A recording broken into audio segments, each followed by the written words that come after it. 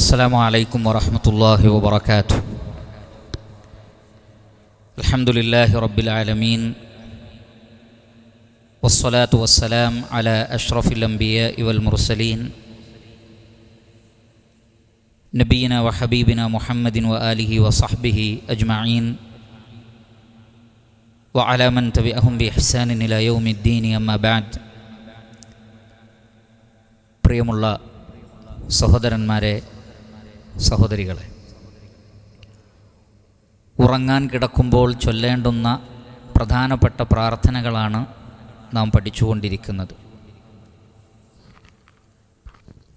അതിലൽപ്പം ദൈർഘ്യമേറിയ ഒരു പ്രാർത്ഥനയുടെ തുടക്കം നാം മനസ്സിലാക്കി. ഇമാം മുസ്ലിം റഹിമഹുല്ലാ അദ്ദേഹത്തിൻ്റെ സ്വഹീഹിൽ അബൂ ഹുറൈറ റളിയല്ലാഹു അൻഹുവിൽ നിന്ന് ഉദ്ധരിക്കുന്ന ഹദീസിൽ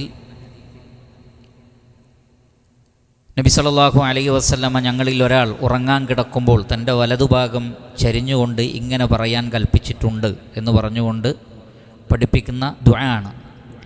അല്ലാഹുമ്മ, അല്ലാഹുവേ, റബ്ബസ് സമാവാതി, ആകാശങ്ങളുടെ രക്ഷിതാവായ, വറബ്ബൽ അർദി, ഭൂമിയുടെ രക്ഷിതാവായ, വറബ്ബൽ അർശിൽ അദീം, മഹത്തായ സിംഹാസനത്തിൻ്റെ രക്ഷിതാവായ അല്ലാഹുവേ.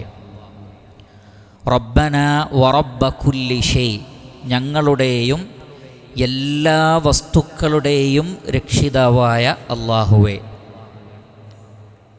അപ്പോൾ ഇതൊക്കെ അല്ലാഹുവിൻ്റെ റുബൂബിയ്യത്തിനെ കാണിക്കുന്ന, അവനാണ് രക്ഷാധികാരി എന്ന് കാണിക്കുന്ന തൗഹീദിൻ്റെ വളരെ പ്രധാനപ്പെട്ട ഒരു മേഖലയാണ് തൗഹീദു അർ-റുബൂബിയ്യ.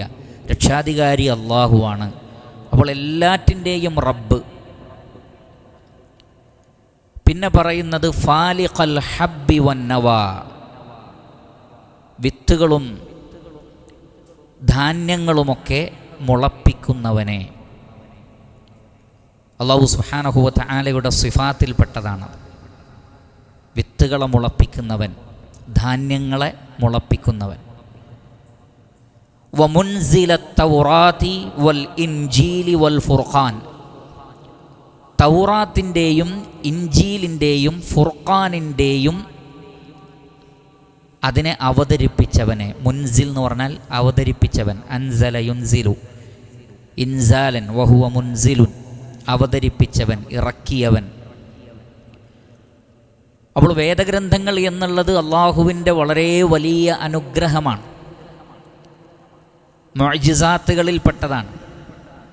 അള്ളാഹുവിൻ്റെ കലാം അവൻ സൃഷ്ടികളിലേക്ക് എത്തിക്കുന്നു എന്നുള്ളത് നേരത്തെ പറഞ്ഞ ആകാശഭൂമികളുടെ സൃഷ്ടിപ്പ് പോലെ തന്നെ അത്ഭുതകരമായ ഗൗരവമേറിയൊരു വിഷയമാണ് വേദഗ്രന്ഥങ്ങളുടെ അവതരണം എന്ന് പറയുന്നത്. അതുകൊണ്ടാണ് ദൃഷ്ടാന്തങ്ങളിൽ വെച്ച് തന്നെ ഏറ്റവും വലിയ ദൃഷ്ടാന്തമാണ് ഖുർആൻ. അതിനേക്കാൾ വലിയൊരു ദൃഷ്ടാന്തം വേറെ ഇല്ല. കാരണം അള്ളാഹുവിൻ്റെ കലാമാണ്. അപ്പോൾ വേദങ്ങളെ അവതരിപ്പിക്കുക എന്നത് അള്ളാഹുവിൻ്റെ സിഫാത്തിൽപ്പെട്ടതാകുന്നു. അതുകൊണ്ട് തന്നെ തൗഹീദുർ റുബൂബിയ്യത്തിന് ശേഷം പിന്നെ ഇവിടെ ഓർക്കുന്നത് അള്ളാഹുവിൻ്റെ അസ്മാ വ സിഫാത്തുകളാണ്. ധാന്യങ്ങളെയും വിത്തുകളെയും മുളപ്പിക്കുന്നവൻ. തൗറാത്തും ഇൻജീലും, ഫുർഖാൻ എന്ന് പറഞ്ഞാൽ ഖുർആനിൻ്റെ മറ്റൊരു പേരാണ്. തബാറക്കല്ലദീ നസ്സലൽ ഫുർഖാന അലാ അബ്ദിഹി, സത്യത്തെയും അസത്യത്തെയും വേർതിരിക്കുന്ന വേദഗ്രന്ഥം എന്നാണ്. ഇന്ന ഹാദൽ ഖുർആന യഖുസ്സു അലാ ബനി ഇസ്രായീൽ അക്സറല്ലദീ ഹും ഫീഹി യഖ്തലിഫൂൻ, ബനു ഇസ്രായേല്യർ ഭിന്നിച്ച വിഷയങ്ങളിൽ മഹാഭൂരിപക്ഷ വിഷയത്തിലും തീർപ്പ് കൽപ്പിക്കുന്നു ഖുർആൻ. അപ്പോൾ സത്യത്തെയും അസത്യത്തെയും വേർതിരിക്കുന്ന വേദഗ്രന്ഥം എന്നുള്ള നിലക്കാണ് അൽ ഫുർഖാൻ എന്ന് പേര് നൽകപ്പെട്ടിട്ടുള്ളത്. ഇത് അള്ളാഹുവിൻ്റെ സിഫാത്തിനെ സൂചിപ്പിക്കുന്നു. പിന്നീട് പറയുന്നത് അഊദു ബിക, ഞാൻ നിന്നിൽ അഭയം തേടുന്നു. ഇആദ, അആദ യുഈദു ഇആദ, ശരണം തേടുന്നതിനാണ്, അഭയം തേടുന്നതിനാണ് ഇആദ എന്ന് പറയുന്നത്. അപ്പോൾ അഊദു ബിക, ഞാൻ നിന്നിൽ ശരണം തേടുന്നു, നിന്നിൽ അഭയം തേടുന്നു.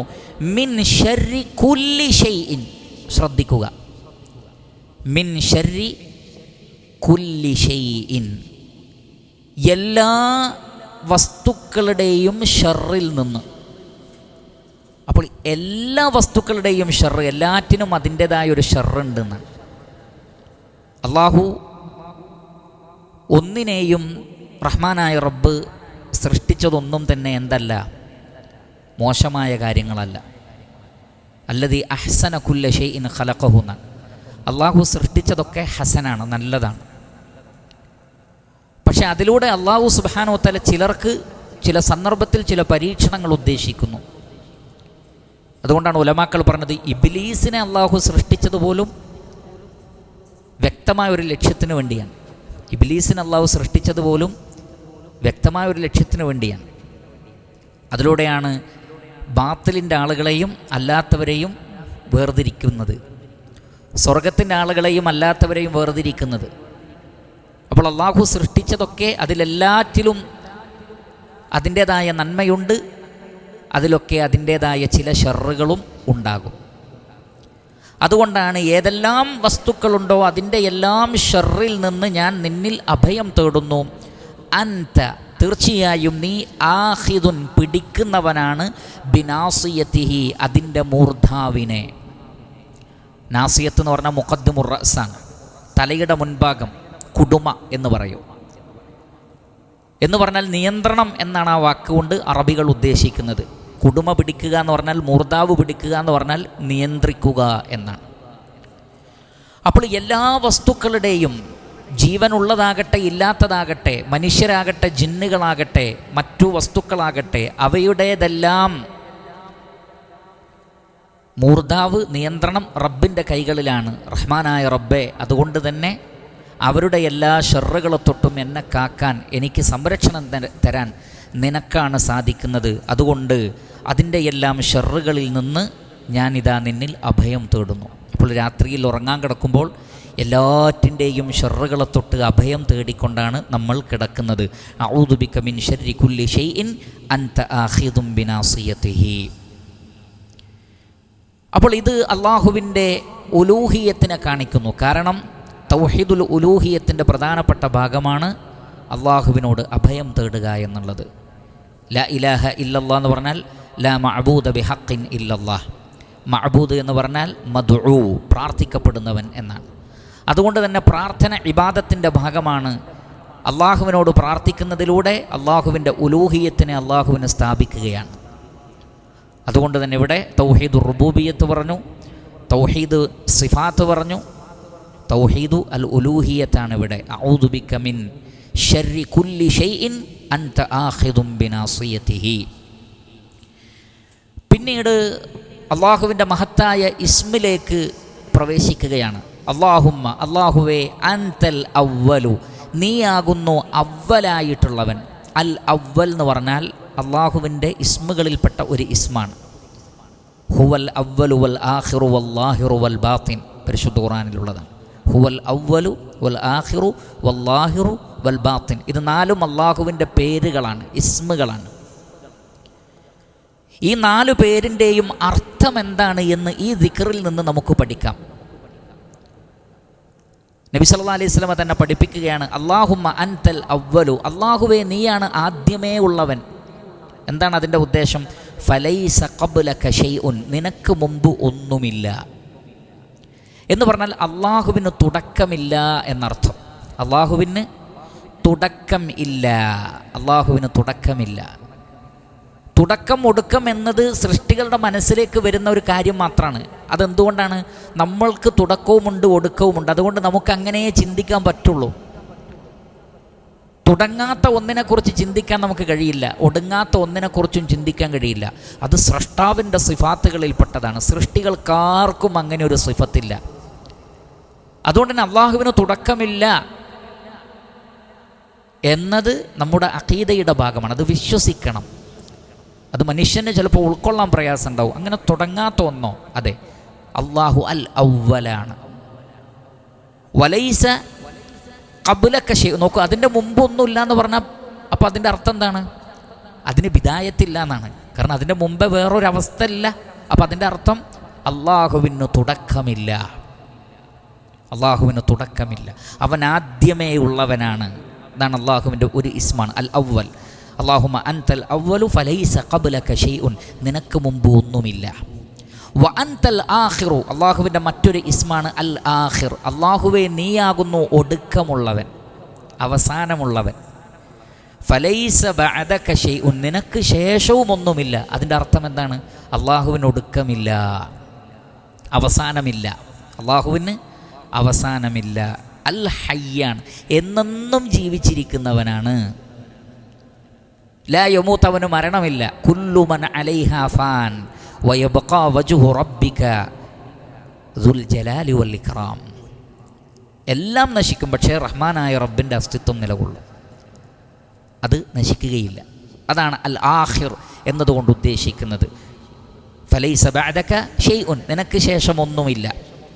വ അൻതല്ലാഹിറു, നീയാകുന്നു പ്രത്യക്ഷമായിട്ടുള്ളവൻ. ലഹറ എന്ന് പറഞ്ഞാൽ പ്രത്യക്ഷപ്പെടുക എന്നാണ് അർത്ഥം. ലഹറ മേലെയാവുക എന്നർത്ഥം. അള്ളാഹു ലാഹിറാണ്. അള്ളാഹുവിൻ്റെ ഒരു ഇസ്മാണ് അല്ലാഹിറു, പ്രകടമായിട്ടുള്ളവൻ, പ്രത്യക്ഷമായിട്ടുള്ളവൻ, അതിജയിച്ച് നിൽക്കുന്നവൻ എന്നൊക്കെയാണ് ആ വാക്കിൻ്റെ അർത്ഥം. നബി സല്ലല്ലാഹു അലൈഹി വസല്ലം അതിൻ്റെ അർത്ഥം നമുക്ക് പറഞ്ഞു തന്നു, അൽഹംദുലില്ലാ. എന്താണത്? ഫലൈസ ഫൗഖക ഷൈഉൻ, നിൻ്റെ മേലെയായി ഒന്നുമില്ല. അപ്പോൾ അതാണ് അതിൻ്റെ ഉദ്ദേശം. അല്ലാഹു അക്ബറു, അല്ലാഹു ആകുന്നു ഏറ്റവും വലിയവൻ. അതേപോലെ തന്നെ അവൻ ഉന്നതനാകുന്നു. അൽ അലി, അല്ലാഹു അൽ അലിയാണ്. എന്താണ് അൽ അലി എന്ന് പറഞ്ഞാൽ? അതിൻ്റെ മേലോട്ട് നോക്കിയിട്ട് കാര്യമല്ല, ഒന്നും ഉണ്ടാവില്ല. വഫൗഖ കുല്ലി ദി ഇൽമിൻ അലീം, എല്ലാ ഇൽമിൻ്റെ മേലെയുമുള്ള ഇൽമുള്ളവനാണ് അല്ലാഹു സുബ്ഹാനഹു വ തആല. അപ്പോൾ അള്ളാഹു എല്ലാ അർത്ഥത്തിലും മേലെയാണ്. അൽ കബീറാണ്, അക്ബറാണ്, അൽ അലിയാണ്. സൃഷ്ടികളെ അവൻ അതിജയിച്ച് നിൽക്കുന്നു. അപ്പോൾ 7 ആകാശങ്ങൾക്ക് മേലെ അർശിൽ അള്ളാഹു ഇസ്തിവാ ചെയ്തിരിക്കുന്നു. അതിൻ്റെ മേലെ ഒന്നുമില്ല.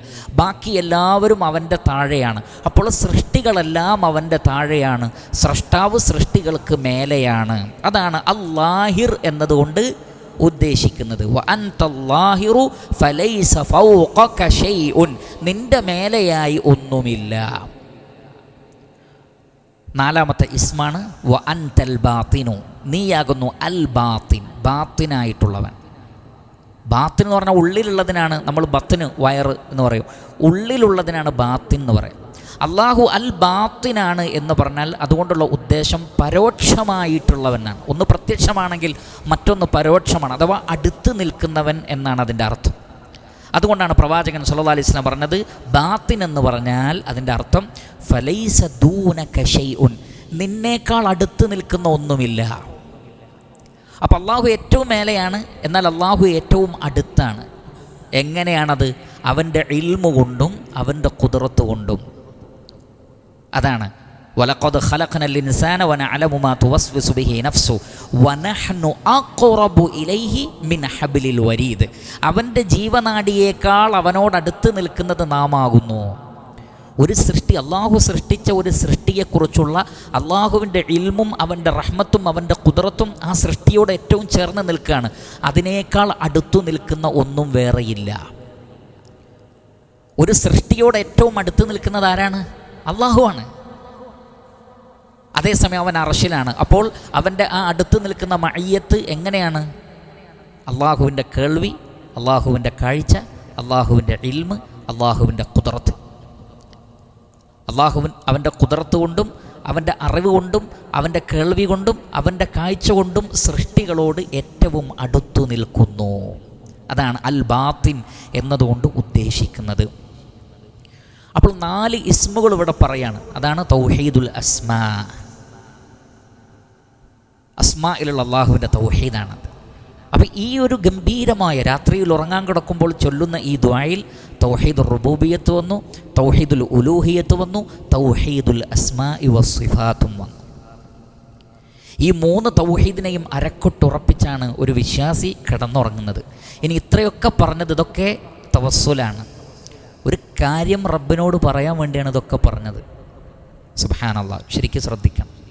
ഒരാൾ ഉറങ്ങാൻ കിടക്കുമ്പോൾ ഇത് പറയുന്നതിൻ്റെ ഗൗരവം നമുക്ക് മനസ്സിലാവും. ഇത്രയൊക്കെ അള്ളാഹുവിൻ്റെ അസ്മാഉ വസ്സിഫാത്ത് തൗഹീദിൻ്റെ 3 ഇനങ്ങളൊക്കെ പറഞ്ഞ് റഹ്മാനായ റബ്ബിനെ പ്രീതിപ്പെടുത്തി എത്തിയതിന് ശേഷം നമുക്ക് പറയാനുള്ളത് ഇഖ്ദി അന്നദ്ദൈൻ, അല്ലാഹുവേ ഞങ്ങളുടെ കടം നീ വീട്ടിത്തരണേ. ഖദാഉദ്ദൈൻ, കടം എന്ന് പറഞ്ഞാൽ അത് മനുഷ്യനെ വല്ലാതെ പ്രയാസപ്പെടുത്തുന്ന, ഒരു മനുഷ്യൻ്റെ ഇസ്സത്തിനെ, അവൻ്റെ പ്രതാപത്തെ എല്ലാം തകർത്ത് കളയുന്ന, അവൻ്റെ മനസ്സമാധാനത്തെ തകർത്ത് കളയുന്ന, അവൻ്റെ എല്ലാ നല്ലതായ വിഷയങ്ങളിൽ മുന്നേറാനുള്ള അവൻ്റെ കരുത്തിനെ പോലും പിടിച്ചു വെക്കുന്ന ഗൗരവമേറിയ വിഷയമാണെന്ത്? കടമെന്ന് പറയുന്നത്. നമ്മുടെ പ്രാർത്ഥനയിൽ ഗൗരവപ്പെട്ടൊരു, കടമുള്ളവർ മാത്രമല്ല ഇത് ദുആ ചെയ്യേണ്ടത്, കടമില്ലാത്തവനും. കടമുണ്ടാവുന്നൊരവസ്ഥക്കെതിരിലുള്ള ദുആ കൂടിയാണത്. അതിന് ശേഷം വരുന്നുണ്ട് ഇഖ്ദി അന്നദ്ദൈൻ, അല്ലാഹുവേ ഞങ്ങളിൽ നിന്ന് കടം നീ വീട്ടിത്തരണേ റബ്ബേ. വഅഗ്നിനാ മിനൽ ഫഖർ, ദാരിദ്ര്യത്തിൽ നിന്ന് നീ ഞങ്ങൾക്ക് ധന്യത നൽകണേ. കാരണം ഫഖർ ഉണ്ടാകുമ്പോഴാണ്, മസ്കനത്ത് ഉണ്ടാകുമ്പോഴാണ്, ദാരിദ്ര്യമുണ്ടാകുമ്പോഴാണ് കടം വാങ്ങേണ്ടി വരുന്നത്. അപ്പോൾ ദാരിദ്ര്യമില്ലാത്ത അവസ്ഥ ഉണ്ടെങ്കിൽ കടം വാങ്ങുന്ന അവസ്ഥ ഉണ്ടാവില്ല.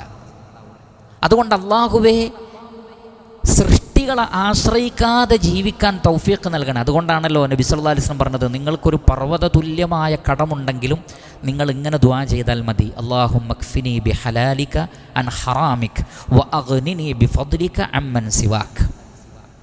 അല്ലാഹുവേ ഹറാമിൽ നിന്ന് നീ എനിക്ക് ഹലാല് കൊണ്ട് മതിയാക്കണേ റബ്ബേ. നീയല്ലാത്ത വേറൊരാളെയും ആശ്രയിക്കാത്ത വിധം നിൻ്റെ ഫദ്ല് കൊണ്ട് നീ എന്നെ ധന്യനാക്കണേ റബ്ബേ. എന്ന് പറഞ്ഞാൽ മനുഷ്യനെ ആശ്രയിക്കാതെ സ്വയം പര്യാപ്തത നേടാനുള്ള ഒരു അവസ്ഥ അതുണ്ടാക്കി തരണേ എന്നാണ്. അതുകൊണ്ട് സാമ്പത്തികമായ ഭദ്രത ഉണ്ടാവുക, അതിൽ ധന്യതയുണ്ടാവുക, കടമില്ലാത്ത അവസ്ഥ ഉണ്ടാവുക, ഇതൊക്കെ മനുഷ്യന് വളരെ അത്യാവശ്യമാണ്. അവൻ്റെ ശർഈയായ മതമനുസരിച്ച് നല്ല നിലക്ക് ജീവിക്കാൻ അവനെ സഹായിക്കുന്ന വിഷയങ്ങളിലൊന്നാണ് കടമില്ലാത്ത അവസ്ഥ. കടമുണ്ടെങ്കിൽ ദീനിനെയും ദുനിയാവിനെയും ബാധിക്കും. നബി സല്ലല്ലാഹു അലൈഹി വസല്ലമ കടത്തിൽ നിന്ന് ധാരാളമായി ദുആ ചെയ്തിരുന്നു. സ്വഹാബികൾ ചോദിച്ചു, എന്താണ് നബിയെ നിങ്ങൾ ഏറ്റവും കൂടുതൽ കടത്തിൽ നിന്ന് ദുആ ചെയ്യുന്നത്? നബി സല്ലല്ലാഹു അലൈഹി വസല്ലമ പറഞ്ഞു, ഒരാൾക്ക് കടമുണ്ടായാൽ ഉള്ള അവസ്ഥ, ഒന്ന് സമാധാനത്തോടു കൂടിയുള്ള ഒരവസ്ഥ അയാൾക്ക് പോവും. അയാൾ എപ്പോഴും ഒരു പേടിയിലായിരിക്കുന്ന, എപ്പോഴും ഒരു പേടി ഉണ്ടാവും കടമുള്ള ആൾക്ക്. രണ്ടാമത്തത്, അവർ സംസാരിച്ചാൽ കളവ് പറയും, കളവ് പറയേണ്ടി വരും. വാഗ്ദത്തം പറഞ്ഞാൽ ലംഘിക്കും. വാഗ്ദത്തം പറഞ്ഞാൽ ലംഘിക്കുക, സംസാരിച്ചാൽ കളവ് പറയുക, മനസ്സമാധാനം നഷ്ടപ്പെടുക, ഇതൊക്കെ കടം കൊണ്ടുണ്ടാകുന്ന വലിയ അപകടങ്ങളാണ്. അതുകൊണ്ടാണ് അള്ളാഹുവിൻ്റെ റസൂൽ കടത്തിൽ നിന്ന് അഭയം തേടിയിട്ടുള്ളത്. അപ്പോൾ രാത്രിയിൽ ഉറങ്ങാൻ കിടക്കുമ്പോൾ നാമൊക്കെ പല നിലക്കും കടങ്ങളുള്ള ആളുകളായിരിക്കാം. മനസ്സിൽ തട്ടി അള്ളാഹുവിൻ്റെ റുബൂബിയത്തും അസ്മാഉം സിഫാത്തും ഉലൂഹിയത്തും ഒക്കെ പറഞ്ഞുകൊണ്ട് ആത്മാർത്ഥമായി പടച്ച റബ്ബിനോട് തേടണം. ഇഖ്ദി അന്നദ്ദൈൻ വഅഗ്നിനാ മിനൽ ഫഖർ. ഇൻഷാ അല്ലാഹ് നമ്മൾ ആത്മാർത്ഥമായി പരിശ്രമിച്ചാൽ, നബി സല്ലല്ലാഹു അലൈഹി വസല്ലം പറയുന്നത്, തിരിച്ചു കൊടുക്കാമെന്ന് ആത്മാർത്ഥമായി ആഗ്രഹിച്ച് കടം വാങ്ങിയ ആളുകളാണെങ്കിൽ ആ കടം വീട്ടാനുള്ള സൗകര്യം അല്ലാഹു അവർക്ക് ചെയ്തു കൊടുക്കും. അവർ പ്രാർത്ഥിക്കട്ടെ, അവർ പരിശ്രമിക്കട്ടെ. എന്നാൽ തിരിച്ചു കൊടുക്കണ്ട എന്ന നിയ്യത്തിൽ കടം വാങ്ങിയ ആളുകളാണെങ്കിൽ, അത് കൊടുക്കൊന്നും വേണ്ട, വാങ്ങാം എന്നതാണെങ്കിൽ അള്ളാഹു അവരെ പാപ്പരാക്കും, അള്ളാഹു അവരെ പാപ്പരാക്കി കളയും. അപ്പോൾ ആ കാര്യം നമ്മൾ ശ്രദ്ധിക്കുക. അള്ളാഹു അനുഗ്രഹിക്കട്ടെ. മറ്റൊരു ദുആ ആണ് ഇമാം അബൂ ദാവൂദ് റഹിമഹുല്ലാ അദ്ദേഹത്തിൻ്റെ സുനനിൽ അബൂബക്കർ സിദ്ദീഖ് റളിയല്ലാഹു തആല അൻഹുവിൽ നിന്ന് ഉദ്ധരിക്കുന്ന ഹദീസിൽ കാണാം. അദ്ദേഹം പറഞ്ഞു, യാ റസൂലല്ലാഹ്, അള്ളാഹുവിൻ്റെ റസൂലെ, മുർനി ബി കലിമാറ്റിൻ, എനിക്ക് കുറച്ച് വാക്കുകൾ പഠിപ്പിച്ചു തരണം. അഖൂലുഹുന്ന, എനിക്കത് പറയാൻ വേണ്ടിയാണ്.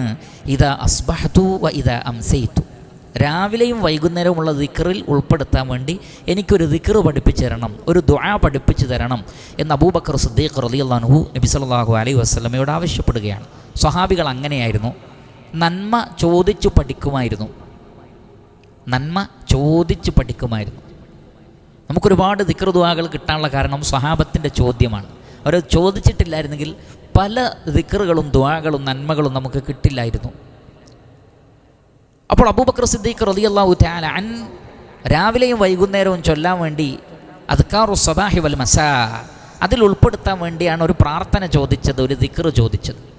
നബി സല്ലല്ലാഹു അലൈഹി വസല്ലം ഒരു ദിക്ർ പറഞ്ഞു കൊടുത്തിട്ട് പറഞ്ഞു, ഖുൽഹാ, ഇത് നീ പറഞ്ഞോ, ഇദാ അസ്ബഹ്ത വ ഇദാ അംസൈത വ ഇദാ അഖദ്ത മദ്ജഅക. രാവിലെയും പറഞ്ഞോ, വൈകുന്നേരവും പറഞ്ഞോ, ഉറങ്ങാൻ കിടക്കുമ്പോഴും പറഞ്ഞോളൂ. അതുകൊണ്ടാണ് നമ്മളിതിനെ രാത്രിയുടെ ദിക്റിലും പഠിക്കുന്നത്.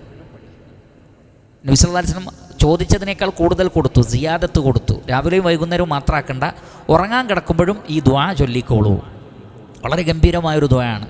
ആ ദുആയിലുള്ളത് ഖുൽ, എന്താ പറയേണ്ടത്?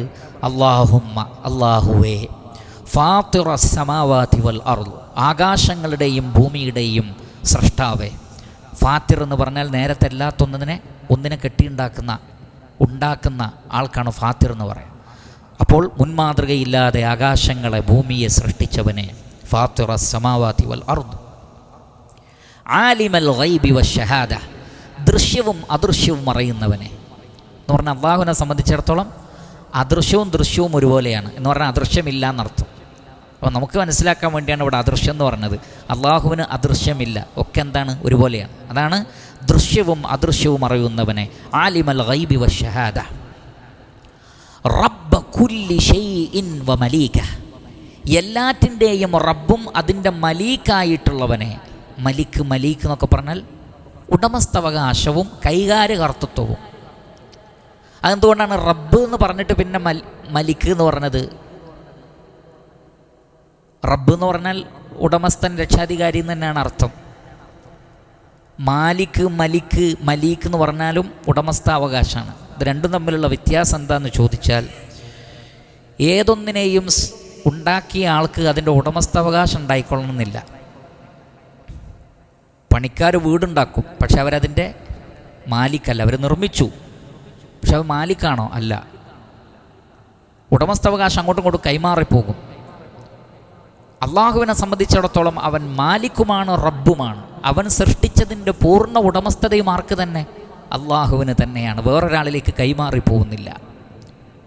മാത്രമല്ല ഉലമാക്കൾ പറഞ്ഞ അവിടെ മലീക്ക് എന്ന് പറഞ്ഞാൽ അവൻ ഉദ്ദേശിക്കുന്ന രൂപത്തിൽ അവന് പ്രവർത്തിക്കാനുള്ള അധികാരമുണ്ട് എന്നാണ്.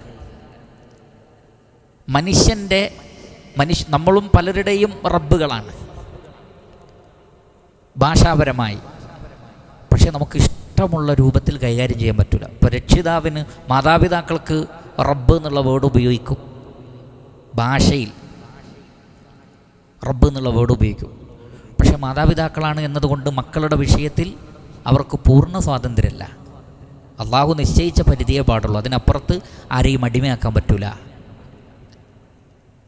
മുതലാളിക്ക് റബ്ബ് എന്ന് പറയും അറബി ഭാഷയിൽ, പക്ഷേ അവർക്ക് തോന്നിയ രൂപത്തിൽ കൈകാര്യം ചെയ്യാൻ പറ്റില്ല. എന്നാൽ റഹ്മാനായ റബ്ബിന് അതിൻ്റെ പൂർണ്ണ ഉടമസ്ഥാവകാശവും പൂർണ്ണമായ കൈകാര്യകർത്തവുമുണ്ട്. അള്ളാഹുവിനോട് ചോദിക്കാൻ ഒരാളില്ല, സൃഷ്ടികളോട് ചോദിക്കാൻ ആളുണ്ട്. ലാ യുസ്അലു അമ്മാ യഫ്അലു വഹും യുസ്അലൂൻ. അള്ളാഹു എന്ത് പ്രവർത്തിച്ചാലും അതെന്തിനെന്ന് ചോദിക്കാൻ ആളില്ല, ഒരു കാര്യമില്ല എന്നർത്ഥം. ആരെങ്കിലും മനുഷ്യന്മാരാരെങ്കിലും ചോദിച്ചേക്കാം, നീ എന്തിനു റബ്ബെ എന്നോട് ചെയ്തു, അതല്ല പറഞ്ഞത്. ഒരു കാര്യമില്ല അങ്ങനെ പറഞ്ഞിട്ട്. അള്ളാഹുവിന് അവൻ്റേതായ ഹിക്മത്തുണ്ട്. വഹും യുസ്അലൂൻ, എന്നാൽ മനുഷ്യൻ ചോദിക്കപ്പെടും. അതാണ് റബ്ബ കുല്ലി ഷൈഇൻ വ മലീകഹു, എല്ലാറ്റിൻ്റെയും രക്ഷിതാവും ഉടമസ്ഥാവകാശമുള്ളവനുമായവനെ. അഷ്ഹദു അല്ലാ ഇലാഹ ഇല്ലാ അൻത്, നീ അല്ലാതെ ആരാധ്യനില്ലെന്ന് ഞാൻ സാക്ഷ്യം വഹിക്കുന്നു. നോക്കൂ, ഇവിടെയും നിങ്ങൾക്ക് തൗഹീദുർ റുബൂബിയത്തും കാണാം, തൗഹീദുൽ ഉലൂഹിയത്തും കാണാം. അല്ലാഹുമ്മ ഫാത്തിറസ് സമാവാതി വൽ അർദ് എന്നത് അള്ളാഹുവിൻ്റെ റുബൂബിയത്തിനെ കുറിക്കുന്നതാണ്. ആലിമുൽ ഗൈബി വശഹാദ അള്ളാഹുവിൻ്റെ സിഫത്തിൽപ്പെട്ടതാണ്. റബ്ബ് എന്നത് അള്ളാഹുവിൻ്റെ ഇസ്മിൽപ്പെട്ടതാണ്.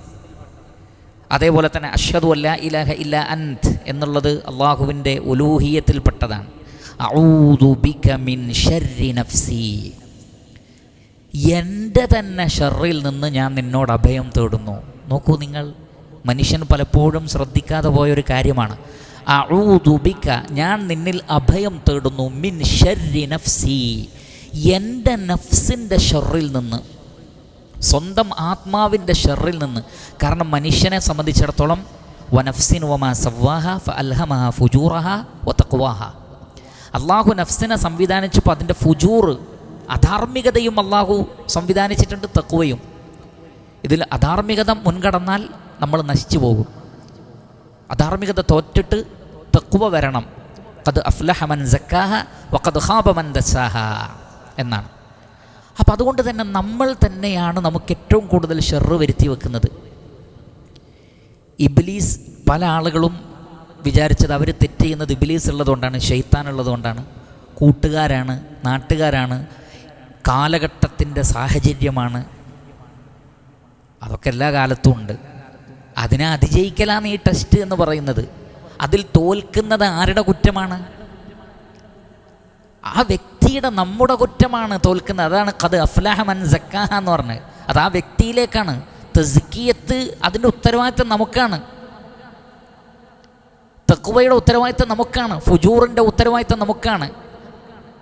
അതുകൊണ്ടാണ് ഖിയാമത്ത് നാളിൽ അല്ലാഹുവേ ഇബ്ലീസാണ് എന്നെ വഴിതെറ്റിച്ചത് എന്നൊക്കെ മനുഷ്യൻ വാദിക്കുന്നതാണ്. ഇവനാണ് എന്നെ തെറ്റിച്ചത്, ഈ നേതാവാണ്, ആ കൂട്ടുകാരനാണ്. അല്ലാഹു സുബ്ഹാനഹു വ തആല അപ്പോൾ പറയുന്നത് എന്താണ്? എന്നാ സാരമില്ല, നിന്നെ തെറ്റിച്ച് അവനെ ശിക്ഷിക്കാം, നീ അവിടെ സ്വർഗത്തിലേക്ക് പോയിക്കോന്നല്ല, നിങ്ങൾ രണ്ടാളും നരകത്തിലേക്ക് പോയിക്കോന്നാ പറയാം. തെറ്റിച്ചവനും അവന് വേണ്ടി നിന്നു കൊടുത്തവനും. കാരണം ഇബ്ലീസാണ് തെറ്റിക്കുന്നതെങ്കിൽ എല്ലാവരും ചീത്തയാവണ്ടേ?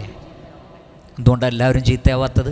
നല്ല നല്ല മനുഷ്യന്മാരില്ല. എന്തുകൊണ്ട്? അവരുടെ അടുത്ത് ഇബ്ലീസ് പോവാഞ്ഞിട്ടാ? അല്ല, അവരുടെ അടുത്ത് കാര്യം നടക്കാഞ്ഞിട്ടാണ്.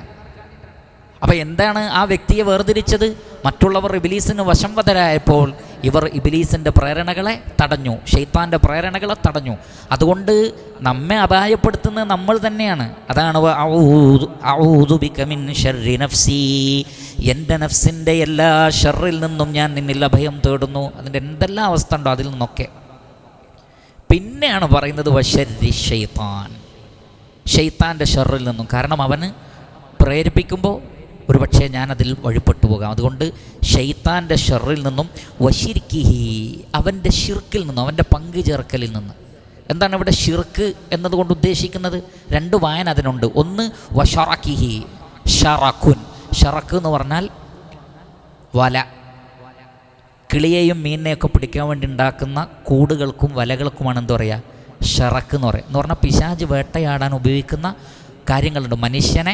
മനുഷ്യനെ വേട്ടയാടി പിടിക്കാൻ പിശാച് ഉപയോഗിക്കുന്ന ഒരുപാട് തന്ത്രങ്ങൾക്കാണ് ഷറക്ക് എന്ന വായന കൊണ്ട് അർത്ഥമാക്കുന്നത്.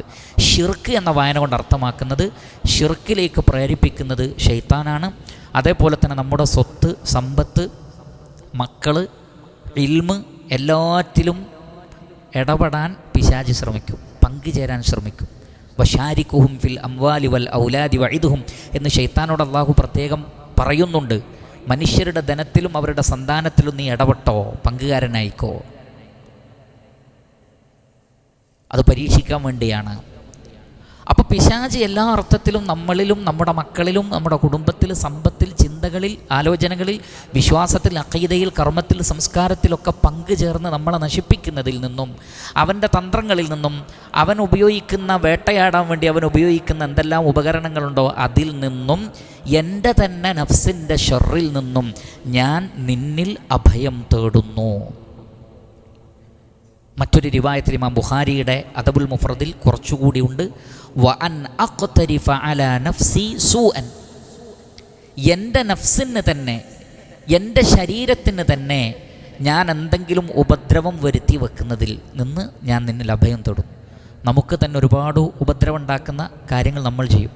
നമ്മൾ പറയുന്നൊരു വാക്കുകൊണ്ട് നമ്മുടെ പല്ല് ചിലപ്പോൾ കൊഴിഞ്ഞു പോകും, അല്ലേ? അപ്പോൾ നമ്മുടെ പല്ല് കൊഴിഞ്ഞു പോകാൻ കാരണം എന്താണ്? നമ്മൾ പറഞ്ഞൊരു വാക്കാണ്. പലർക്കും അടി കിട്ടും, സമൂഹത്തിൽ നിന്ന് അടി കിട്ടും. എന്തുകൊണ്ട്? നമ്മൾ തന്നെയാണ് കാരണം. നമുക്ക് രോഗമുണ്ടാകുന്നു. ആരാണ്? നമ്മൾ തന്നെ ഭക്ഷണം കഴിച്ച് രോഗിയായതാണ്, നമ്മൾ തന്നെ കുടിച്ച് രോഗിയായതാണ്, നമ്മൾ തന്നെ പഠിച്ച് മോശമായതാണ്, നമ്മൾ തന്നെ കൂട്ടുചേർന്ന് നശിച്ചതാണ്. അപ്പം നമ്മൾ തന്നെ ഉപദ്രവിക്കുന്നുണ്ട്. വാൻ അഖ്തരിഫ അലാ നഫ്സി സൂഅൻ, എൻ്റെ ശരീരത്തിലേക്കൊരു ഉപദ്രവത്തെ കൊണ്ടുവരുന്നതിൽ നിന്ന് ഞാൻ നിന്നിൽ അഭയം തേടുന്നു. ഔ അജുറുഹു ഇല മുസ്ലിമിൻ, ഔ അജുറുഹു ഔ അജുറഹു ഇല മുസ്ലിമിൻ, മറ്റൊരു മുസ്ലിമിനെ ഞാൻ ഉപദ്രവിക്കുന്ന അവസ്ഥയിൽ നിന്നും. അല്ലാഹുവേ, ഞാനൊരു മുസ്ലിമിനെയും ഉപദ്രവിക്കുന്നവനായി തീരരുതേ. അപ്പോൾ ഇത് വളരെ ഗംഭീരമായൊരു പ്രാർത്ഥനയാണ്. ഈ പ്രാർത്ഥനയും നമ്മൾ പഠിക്കണം. അഖീറൻ ഈ വിഷയത്തിലുള്ളത് റസൂലുള്ളാഹി സ്വല്ലല്ലാഹു അലൈഹി വസല്ലമ ഫാത്തിമ റളിയല്ലാഹു തആല അൻഹക്ക് പറഞ്ഞു കൊടുക്കുന്ന ഒരു ദിക്ർ കൂടി നമുക്ക് സ്വഹീഹായ നിലക്ക് കാണാൻ സാധിക്കും. തനിക്കൊരു വേലക്കാരിയെ വീട്ടിൽ നിശ്ചയിച്ചു തരണമെന്ന് ഫാത്തിമ റളിയല്ലാഹു തആല അൻഹ പറഞ്ഞു. വീട്ടുജോലി ചെയ്ത് അവരുടെ കൈകൾക്കൊക്കെ തയമ്പ് വന്നിരുന്നു. അപ്പം നബി സല്ലല്ലാഹു അലൈഹി വസല്ലമ പറഞ്ഞു, ഒരു വേലക്കാരിയേക്കാൾ ഖൈറായത് ഞാൻ പറഞ്ഞു തരാം. നീ ഉറങ്ങാൻ കിടക്കുമ്പോൾ സുബ്ഹാനല്ലാഹ്, അല്ലാഹു പരിശുദ്ധനാണ് എന്ന് 33 തവണ പറയണം. അൽഹംദുലില്ലാഹ് എന്ന് അള്ളാഹുവിന് സർവസ്തുതിയുമെന്ന് 33 തവണ പറയണം. അല്ലാഹു അക്ബർ എന്ന് 34 തവണ പറയണം. അള്ളാഹു ഏറ്റവും വലിയവനാണ്. അപ്പോൾ 33, 33, 34 എത്രയായി? 100. നബി സല്ലല്ലാഹു അലൈഹി വസല്ലം പറയാണ് 1000 നന്മകൾ രേഖപ്പെടുത്തപ്പെടുന്ന 1000 നന്മകളാണ് ഈ 100 തവണ ഇത് ചൊല്ലുമ്പോൾ ഉണ്ടാകുന്നത് എന്നാണ്. 1000 നന്മകൾ. അപ്പോൾ അത്രയും 1000 നന്മകൾ ലഭിക്കുന്നതാണ് ഉറങ്ങാൻ കിടക്കുമ്പോൾ സുബ്ഹാനല്ലാഹ് 33, അൽഹംദുലില്ലാഹ് 33, അല്ലാഹു അക്ബർ 34. ചില ഉലമാക്കൾ പറയുന്നത്, ജോലി ചെയ്ത് ക്ഷീണിച്ച് ഖാദിമിനെ ചോദിച്ചപ്പോഴാണല്ലോ ദിക്ർ പറഞ്ഞു കൊടുത്തത്. ഇത് ദിക്റിൻ്റെ പവറാണെന്നാണ്. ദിക്ർ ഹൃദയത്തിന് മാത്രമല്ല ശരീരത്തിനും ആരോഗ്യം നൽകുന്നതാണ്. എപ്പോഴും ദിക്ർ ചെല്ലുന്ന ആൾക്ക് മറ്റുള്ളവരെക്കാൾ ഖുവ്വത്തുണ്ടാവും, ശക്തി ഉണ്ടാവും. അപ്പം നമ്മൾ ഏതൊരു ജോലിയിൽ ഏർപ്പെടുമ്പോഴും മനസ്സ് തട്ടി ദിക്ർ കൂടി ചൊല്ലിക്കൊണ്ടിരുന്നാൽ ആ ജോലി എളുപ്പമായി തീരുന്ന അള്ളാഹു ഒരു എളുപ്പം തരും ദിക്റിലൂടെ. അപ്പോൾ ഇത്രയും ദിക്റുകളും ദുആകളുമാണ് എൻ്റെ ശ്രദ്ധയിൽപ്പെട്ട രാത്രിയിൽ ഉറങ്ങാൻ കൊടുക്കുമ്പോൾ ചൊല്ലേണ്ടുന്ന ദിക്റുകളായി കാണാൻ സാധിച്ചിട്ടുള്ളത്. ഇൻഷാ അള്ളാഹ് ഈ അദ്കാറുകളും പ്രാർത്ഥനകളും അതിൻ്റെ അർത്ഥവും ചെറിയൊരു വ്യാഖ്യാനവും സഹിതം തയ്യാറാക്കിയിട്ടുണ്ട്. അത് നിങ്ങൾക്ക് യൂട്യൂബ് ചാനലിൽ ഈ പ്രോഗ്രാം കാണുമ്പോൾ അതിൻ്റെ താഴെ ഇത് യൂട്യൂബിലൂടെയും ശ്രദ്ധിക്കുന്ന ആളുകളോട് പറയുകയാണ്, ഈ ദിക്ർ എഴുതിയാൽ നന്നായിരുന്നു എന്നൊക്കെ പറയുന്ന ആളുകളോട് പറയുകയാണ്. ഇൻഷാ അള്ളാഹ് അത് ആ യൂട്യൂബ് ചാനലിൽ നിങ്ങൾക്ക് പ്രത്യേകം അവിടെ കാണാം. അതിനു പുറമെ ഒരു വാട്സപ്പ് ഗ്രൂപ്പിൻ്റെ ലിങ്കും ഉണ്ടാകും. ആ ലിങ്കിൽ നിങ്ങൾ കയറിയാലും ഇതേപോലുള്ള ദിക്ർ ദുആകളുടെ അർത്ഥവും ചെറിയ രൂപത്തിലുള്ള വ്യാഖ്യാനവും അവിടെ കാണാൻ സാധിക്കുന്നതാണ്. ഇൻഷാ അല്ലാഹ് അല്ലാഹു സുബ്ഹാനഹു വ തആല തൗഫീക്ക് ചെയ്താൽ ഇനി ഉറങ്ങിക്കഴിഞ്ഞാൽ ചൊല്ലേണ്ട ദിക്റുകളെക്കുറിച്ച് അടുത്ത ദർസിൽ വിശദീകരിക്കാം. എന്ന് പറഞ്ഞാൽ ഒരാൾ ഉറങ്ങിയതിന് ശേഷം പിന്നീട് എഴുന്നേറ്റാൽ പല കാരണങ്ങൾ കൊണ്ട് എഴുന്നേൽക്കും. അപ്പോൾ ചൊല്ലേണ്ട ദിക്റുകൾ ഹദീസിൽ വന്നിട്ടുണ്ട്. അതിനെക്കുറിച്ച് അടുത്ത ദർസിൽ മനസ്സിലാക്കാം. അല്ലാഹു സുബ്ഹാനഹു വ തആല ഇൽമു നേടുകയും അത് ജീവിതത്തിൽ അമലാക്കുകയും ചെയ്യുന്ന ഭാഗ്യവാന്മാരിൽ നാം എല്ലാവരെയും ഉൾപ്പെടുത്തി അനുഗ്രഹിക്കുമാറാകട്ടെ. വസല്ലല്ലാഹു വസല്ലമ അലാ ഖൈരി ഖൽഖിഹി മുഹമ്മദി വആലിഹി വസഹ്ബിഹി അജ്മഈൻ വൽഹംദുലില്ലാഹി റബ്ബിൽ ആലമീൻ. സുബ്ഹാനകല്ലാഹുമ്മ വബിഹംദിക് അഷ്ഹദു അൻ ലാ ഇലാഹ ഇല്ലാ അൻത അസ്തഗ്ഫിറുക വഅതൂബു ഇലൈക്. വസ്സലാമു അലൈക്കും വറഹ്മത്തുള്ളാഹി വബറകാതുഹു.